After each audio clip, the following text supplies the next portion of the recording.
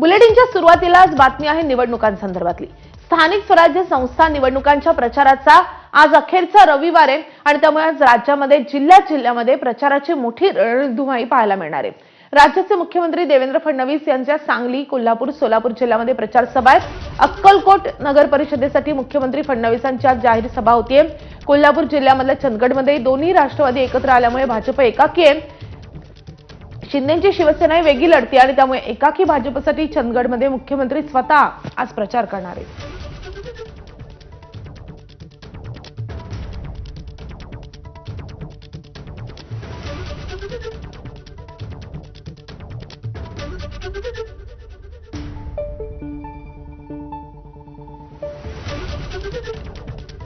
त्याचसोबत जयंत पाटलांचा बालेकिल्ला सांगली जिल्ह्यामधल्या उरुण ईश्वरपूरमध्येही महायुतीच्या प्रचारासाठी मुख्यमंत्र्यांची सभा पार पडते। दुसरीकडे उपमुख्यमंत्री एकनाथ शिंदे कोकणामध्ये आज प्रचार करतील। संपूर्ण राज्याचं लक्ष सध्या सिंधुदुर्गमधल्या महायुतीतल्या शिमग्याकडे लागलंय।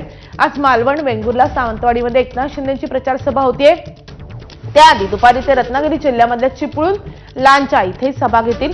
तर राज्याचे दुसरे उपमुख्यमंत्री अजित पवार आज पुणे जिल्हा पिंचून काढतायत। दौंड, इंदापूर, माळेगाव, बारामतीमध्ये त्यांच्या सभा होतील।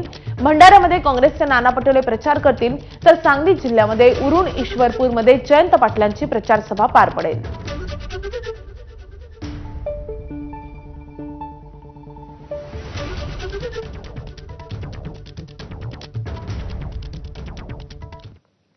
यानंतर बुलेटिनमध्ये आपण घेऊयात महत्त्वाच्या घडामोडींचा सुपरफास्ट आढावा।